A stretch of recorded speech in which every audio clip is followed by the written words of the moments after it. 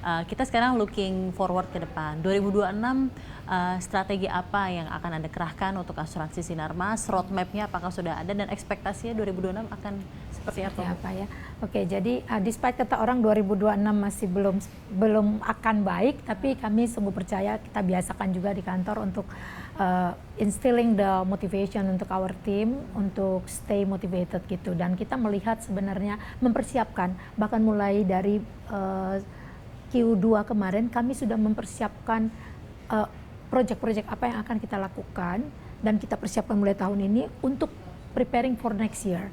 Jadi contohnya tadi saya bilang kami mulai lebih banyak lagi masuk misalnya ke bidang-bidang yang berbau bonding ya, karena memang kami cukup bagus di sini dan profitability dari asuransi bonding ini sangat tinggi gitu ya.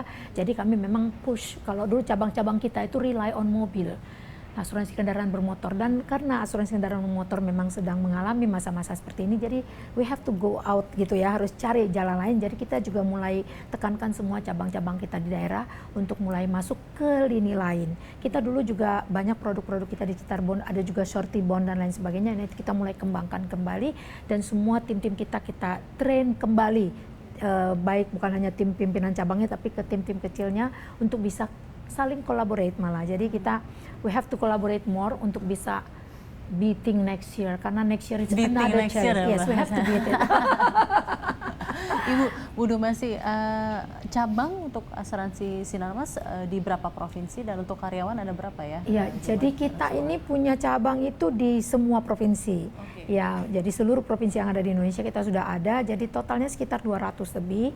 Ada cabang kantor pemasaran dan juga marketing point agency. Karena kami juga punya kantor agency karena kami punya sekitar 36.000 agen di seluruh Indonesia.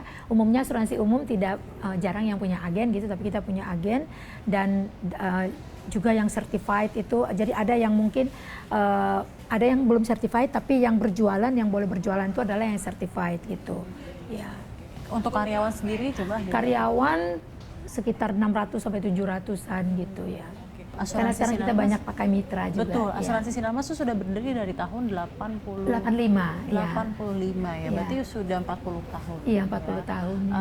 Dinamika ekonomi itu kan selalu berbeda-beda ya, dan mungkin sudah melewati beberapa krisis gitu ya.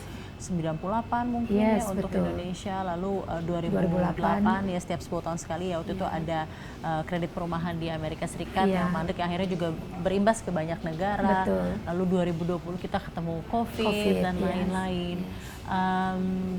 40 tahun berkiprah di Indonesia asuransi Sinarmas. Apa resepnya untuk tetap bertahan dan relevan, Bu? Di antara persaingan yang juga semakin ketat tentunya. Iya. Jadi memang kunci utamanya di kita itu visi dari owner kita yang memang sangat visioner lah beliau ya. Jadi kita selalu sudah preparing something yang bahkan belum pernah kepikiran sekarang. Contohnya ya, mungkin back in 2003 itu belum ada masih jarang orang bikin e-policy. Policy itu kita sudah soft copy, lalu kita membuat semua kartu segala macam gitu. Nah, itu di 2003, bayangin pada saat itu belum mulai. Baru mulai itu mungkin pas pandemi kemarin baru semua boleh e-policy gitu ya, dan itu kita lakukan sebelumnya. Kemudian mungkin juga kami itu selalu yang pertama itu adalah menjadi pembayar klaim pertama. Saya rasa inilah kekuatan kami. Ya, contohnya waktu tahun 1998 waktu terjadi kerusuhan ya, itu kan banyak properti yang rusak, dan waktu itu Singapore Insurance Association mengatakan bahwa ini tidak bisa dijamin karena dianggap sebagai civil commotion, yang artinya adalah penggulingan pemerintah. Tapi asuransi Sinarmas bisa langsung bilang kami membayar. Mengapa? Karena kita memang memiliki backup reasuransi yang memang mengcover kita. Including civil commotion. Sebenarnya itu bukan civil commotion juga gitu, pada saat itu bukan civil commotion. Tapi bagaimana kita bisa menjalankan reasuransi, dan yang paling utama sebenarnya integrity. Karena mungkin ada beberapa perusahaan yang saat itu yang mungkin sebenarnya mereka nggak reasuransikan sebelumnya, tapi karena ada kejadian baru dimasukkan. Kalau kami itu policy di perusahaan kita, once kita bilang ini resiko kita sendiri, kita tidak masuk ke portfolio reasuransi, itu akan tetap kita jalanin. Bukan karena ada bencana besar lalu masukkan sini semua, no. Saya pikir itu yang paling utama.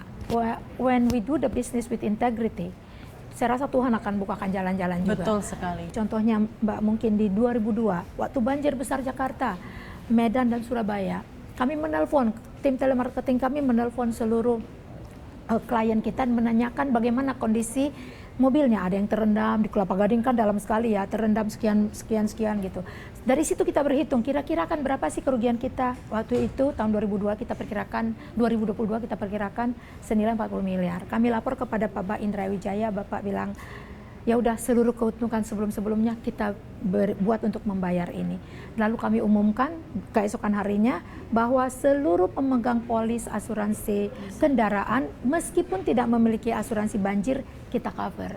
Dan itu menjadi sesuatu yang titik balik yang sangat luar biasa juga buat asuransi Sinarmas. Dan akhirnya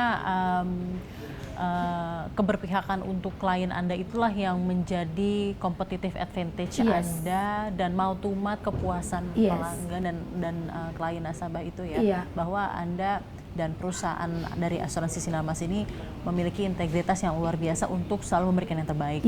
Ya betul sekali, dan membayar klaim dengan cepat. Di semua bencana yang ada di negeri ini kita selalu menjadi pembayar pertama. Itu sesuatu yang luar biasa. Ibu Dumasi, kita tahu ya Bu ya, di kuartal 2, kuartal 3 2025 ini banyak sekali stimulus ekonomi yang dikerahkan oleh pemerintah.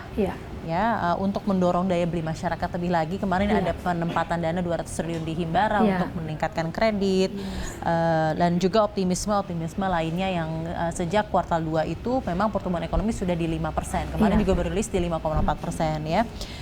Outlook-nya bagaimana Bu di kuartal 4 ini 2025? Karena kan ini kita masih sebulanan lagi ya. Ya, jadi memang kami juga melihat ada pergerakan lah ya, terutama tadi saya bilang di daerah-daerah. Mulai banyak jadi cabang-cabang kita, karena kita memang udah kasih juga hints kemarin, kita harus mulai masuk ke sini dan ternyata memang berkembang di daerah, terutama banyaknya sekarang pemberian kredit juga untuk bukan hanya PNS ya yang diberikan kan sekarang, tapi juga yang dari program PKP itu juga berdampak, karena itu juga boleh diterima oleh misalnya pemilik UMKM dan yang lain-lainnya, dan itu tentunya membutuhkan asuransi kebakaran ya untuk yang long term kan. Nah itu juga bisa masuk menurut saya sudah mulai kelihatan lah ada peningkatan. Jadi kalau di awal-awal sampai kuartal 1, 2 itu kan kita agak lemes.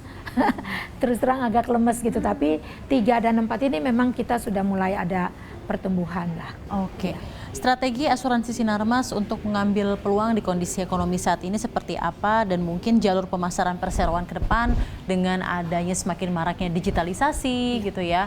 Lalu juga kompetitor semakin berlomba-lomba memiliki apps reachable secara digital, bisa diakses kapan saja. Itu bagaimana Bu? Ya, kebetulan kami memang seperti saya bilang sangat bekerja sama dengan semua yang berhubungan dengan digitalisasi.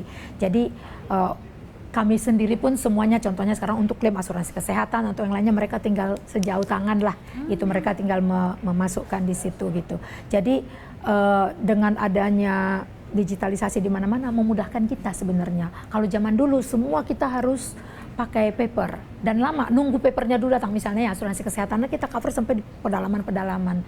Kadang-kadang dokumen baru datang 2 minggu kemudian. Tapi sekarang mereka tinggal foto, masukin ke app, sudah dari kita. Meskipun dokumen asli masih kita butuhkan untuk dia sampai karena kebutuhan pajak. Tapi yang ini kita udah bisa proses dulu.